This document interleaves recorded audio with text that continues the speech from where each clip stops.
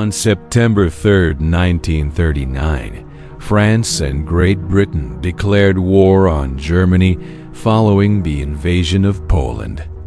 This event marked the official start of World War II, forever altering the lives of millions around the world. For the countries at war, and even for those that remained neutral, the war's impact was immense.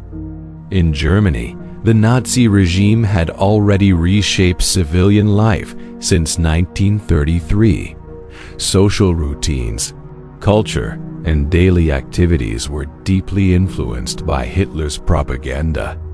Joseph Goebbels played a central role in crafting the narrative that would control public perception and behavior.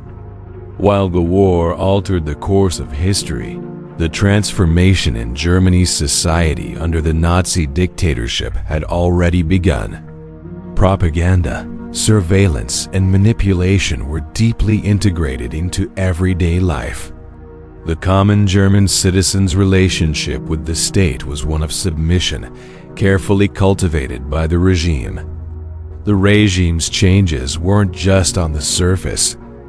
They reshaped how people lived and viewed their world. Millions of Germans were led to believe in the ideology of Aryan superiority and the promises of national strength. It's crucial to understand how these shifts affected daily life to comprehend the loyalty and sacrifices made during the war. The Weimar Republic, before Hitler's rise to power, was marked by economic and social crisis. In 1919, the average German income was 25% lower than pre-WI levels. From 1921 to 1923, hyperinflation struck, with Germans needing wheelbarrows of cash for basic goods. The economic devastation left many Germans desperate for change. By the time Hitler became chancellor in 1933, Germany's economy was in shambles. Hitler promised to restore prosperity and stability, particularly for those deemed racially pure. His vision appealed to a nation suffering from economic hardship. But this promise was deeply rooted in Nazi ideology, which excluded entire groups of people. The Nazis successfully blamed various groups for Germany's problems. First, communists were scapegoated, followed by Jews. The regime blamed the Weimar Republic itself, claiming it had led Germany into cultural decadence and economic ruin. Hitler used this narrative to gain popular support and implement his radical vision. Hitler's goal was not only to fix the economy, but to completely transform society. He sought to dismantle the Weimar system and replace it with a racially defined, nationalistic society. This radical transformation drastically altered the lives of millions, creating a new order based on Nazi ideology and racial purity. The Nazi regime's expansionist ideas aimed to secure Lebensraum, or living space, for the Aryan race. This concept was central to Hitler's vision of a greater German Reich. He argued that the superior Aryan people needed more space to thrive. The Nazis targeted areas in Central and Eastern Europe, claiming they were entitled to these lands. Hitler's speeches frequently emphasized the need for expansion, arguing that Germany had a natural right to take this land by force. This appeal to both younger and older Germans was based on their desire to reclaim lost territories and build a stronger, more unified nation. A key factor in Hitler's push for expansion was his own background.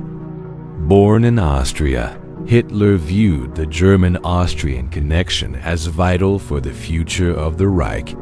He insisted that being German was not about birth, but about blood, uniting Germans and Austrians under one banner. In 1938, Hitler took the first step in his expansionist agenda by annexing Austria, followed by the occupation of Sudetenland in Czechoslovakia. These actions, although initially seen as necessary by many Germans, led directly to the invasion of Poland in 1939 and the outbreak of World War II. The Nazi regime redefined the role of women in society, pushing them away from public life. Women in the Weimar Republic had more independence, but the Nazis aimed to return them to traditional roles as housewives and mothers. The regime believed that women's primary duty was to support their husbands and raise children for the Reich.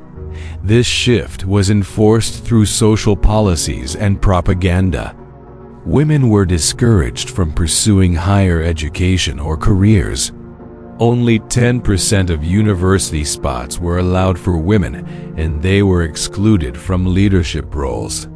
Instead, the Nazis emphasized domestic duties, encouraging women to stay home and raise families. Policies like marriage credits and child bonuses were introduced to incentivize motherhood. While many women found the promise of domestic life appealing after years of economic hardship, the increasing demand for labor during the war led to contradictions in Nazi policies. By 1938, the number of women in the workforce had increased significantly as labor shortages forced women back into jobs, particularly in industries supporting the war effort. Despite the Nazi goal of keeping women out of the workforce, the growing need for labor led to a paradox. More women, particularly unmarried ones, entered factories to replace the men who went to war. The regime's earlier efforts to restrict women's roles became increasingly difficult to enforce as wartime production ramped up. The Strength Through Joy program was a significant aspect of Nazi policy to control and pacify the German working class. It aimed to provide workers with affordable leisure activities such as cheap vacations, sports, and cruises. This program was not just about entertainment, but also about fostering loyalty to the regime by offering rewards for compliance and reinforcing Nazi ideology. The Strength Through Joy organization organized mass tourism, allowing workers to travel within Germany and even abroad, like to Italy. By 1939, it had organized cruises to destinations like Libya, Finland, and Istanbul. These trips, available at a low cost, were a way to ensure workers supported the regime. It was also an opportunity to advertise Nazi solidarity with Allied nations. This program allowed millions of workers who could never afford vacations to experience leisure activities. By 1935, over 3 million people participated in physical education and gymnastics evenings, and many enjoyed access to activities previously reserved for the upper class. Strength Through Joy also provided discounts for sports like tennis, sailing, and skiing. Another part of the program, called Beauty of Labor, aimed to improve workers' conditions. It encouraged the provision of better facilities at work, like better hygiene and recreation areas. Employers were pressured to create cleaner and more comfortable workplaces. This was a way to improve workers' morale, but it was also intended to increase productivity for the war effort. The Aryanization of the economy was a key Nazi policy that targeted Jewish businesses. Jews were systematically dispossessed of their assets and wealth, which were then transferred to non-Jewish Germans. This process was justified by the regime's racial ideology, which claimed that Jews were responsible for Germany's economic problems. Aryanization provided economic benefits to non-Jewish Germans at the expense of Jews. In 1938, Hermann Göring issued decrees forcing Jews to declare their assets. This paved the way for mass expropriations, including factories, private banks, and other Jewish-owned businesses. The Nazis aimed to eliminate Jewish economic influence in Germany and to redistribute their wealth to Aryans. Many Jewish families were forced to flee, often with little more than their lives, while their assets were seized. The Aryanization process was not just about economic control, but also about reinforcing Nazi racial ideology. It provided a legal framework for expropriation and helped fund the regime's policies, including the expansion of its military efforts. By 1939, many Jewish-owned businesses had been absorbed into the Aryan-controlled economy, leading to further marginalization and persecution of Jews. This policy also served to increase Nazi support among the German population, as they benefited from the goods and services previously controlled by Jewish businesses. The confiscated assets were used to bolster the war effort and provide economic stability for the regime. However, it was at the expense of the Jewish population, who faced growing oppression and violence. The Nazi regime quickly implemented a totalitarian system, suppressing political opposition. All other political parties were outlawed, and any public dissent was ruthlessly crushed. The regime's power was supported by mass surveillance, propaganda, and the Gestapo, ensuring that any perceived threat was eliminated. Even private conversations were monitored, with many citizens living in fear of being reported for disloyalty. Hitler's government used propaganda to manipulate the population and create a sense of unity. Mass rallies, parades, and speeches portrayed an image of strength and unanimity, masking the regime's deep repression. Although these events appeared to showcase widespread support, they were largely staged to create the illusion of popular backing, using fear and intimidation to silence any opposition. Despite the pervasive control, some individuals and groups remained resistant. However, any form of organized opposition was rare, as the price for dissent was severe. Those who resisted faced imprisonment, torture, or even execution. The majority of German citizens, many of whom had endured the hardships of the Weimar Republic, acquiesced to the regime, prioritizing economic stability over political freedom. The regime's ability to control the masses was aided by a complex system of informants. Citizens were encouraged to report any suspicious behavior, even within their own families. This created an environment where everyone felt watched, fostering conformity. The few who dared to defy the system did so at great personal risk, as the regime showed no mercy toward its opponents. The Nazi regime used a comprehensive system of education to indoctrinate the youth. From 1933, schools were placed under Nazi control, and curricula were changed to reflect the regime's ideology. Subjects like history and biology were used to teach racial purity, and Nazi beliefs were instilled in students from a young age. Teachers were required to join the Nazi Teachers League, and loyalty to the regime was strictly monitored. In every classroom, images of Adolf Hitler were displayed. Pupils began and ended their lessons with a Nazi salute, reinforcing loyalty to the Führer. School activities were often interrupted for radio broadcasts of Hitler's speeches, and students were expected to discuss the content. History was rewritten to glorify Germany and vilify its enemies, particularly Jews, whom the regime labeled as enemies of the state. The Nazis also created specialized schools to train future leaders.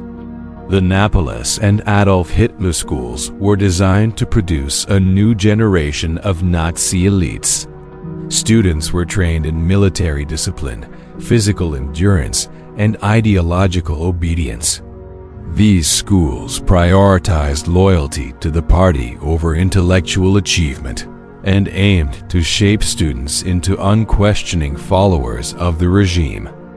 The goal was not just to educate, but to mold the youth into active participants in the Nazi agenda.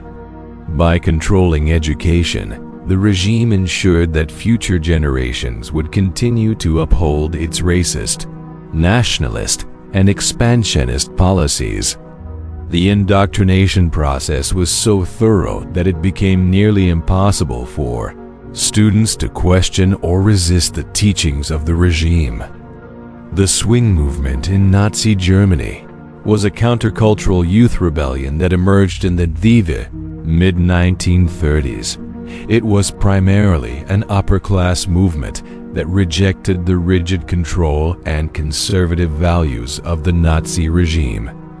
Influenced by English and American culture, swing youth gathered in clubs and bars where they embraced jazz music, flirted, and danced, defying the regime's strict social codes. Swing boys and girls dressed provocatively with tailored suits, long hair, and bold fashion choices. This was a direct contrast to the Nazi ideal of conservative, Aryan, family-oriented life. They also openly expressed tolerance for Jews, which directly opposed Nazi racial ideology.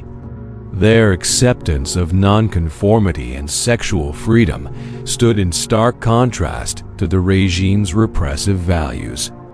The Nazi regime viewed the swing movement as a threat, especially because it symbolized rebellion against Nazi authority and ideology. Local governments enacted laws banning swing dancing, with the first ordinance passed in Dusseldorf in 1937. The movement's embrace of jazz and American culture, which the Nazis associated with Jewish influence, led to their persecution. Despite being primarily an upper-class movement, the swing youth's rejection of Nazi norms alarmed the authorities. The Gestapo monitored swing clubs, and members were often harassed or arrested. The Nazis' hatred for the movement's defiance of their ideology was intense, and many swing youth faced imprisonment or other severe consequences. The Hitler Youth was a key component of Nazi indoctrination.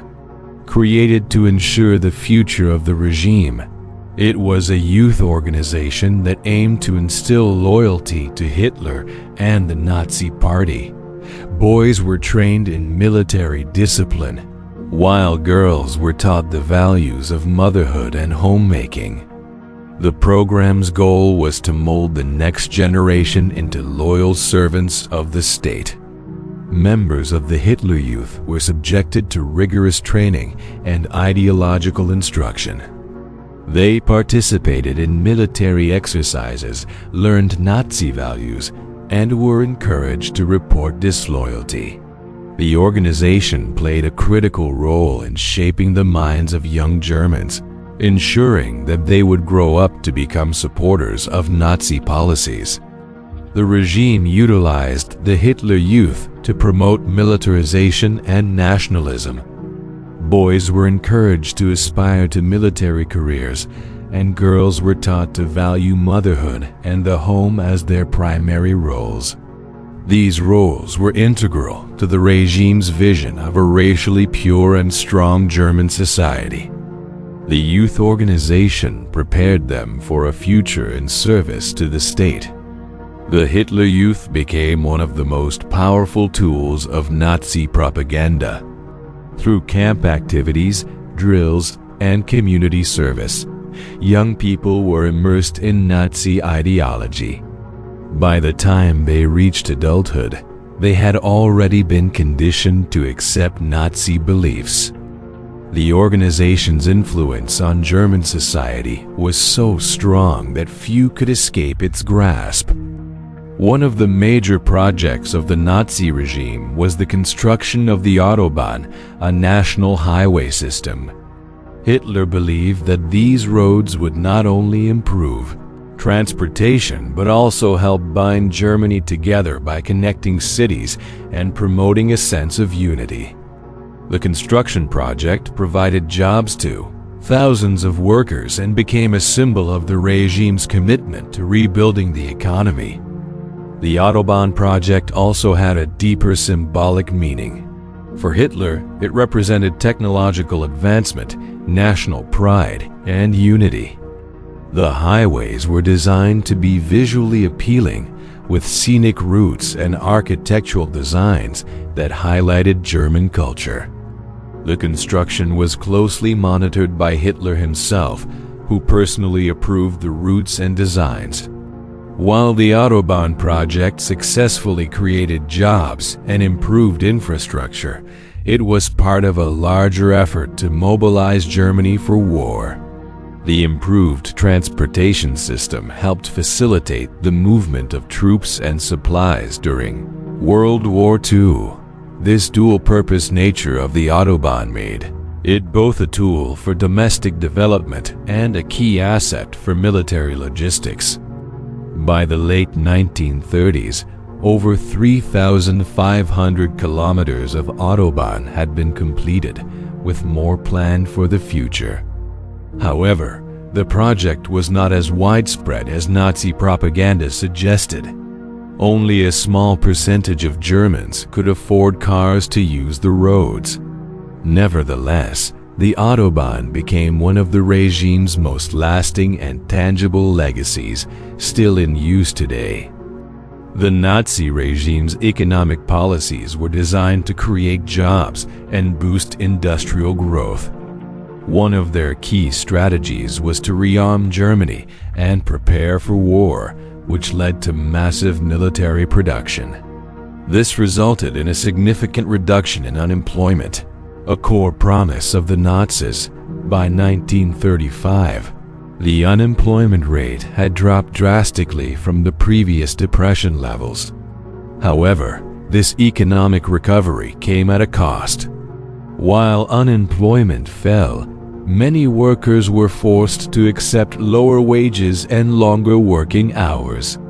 The regime imposed strict labor laws that restricted workers' rights, and workers were bound to their employers under harsh conditions. This led to a form of modern serfdom where workers had little freedom or bargaining power. The Strength Through Joy program, introduced by the Nazi regime, was designed to reconcile workers with their difficult conditions.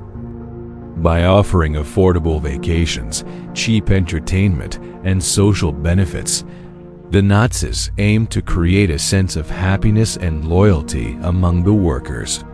The program allowed workers to experience leisure activities they could not afford previously, like cruises or sports. While the Strength Through Joy program provided benefits, it was ultimately a tool for propaganda.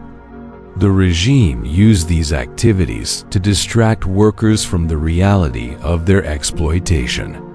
The social mobility promised by the Nazis was mostly illusory, as the majority of workers still faced poor working conditions.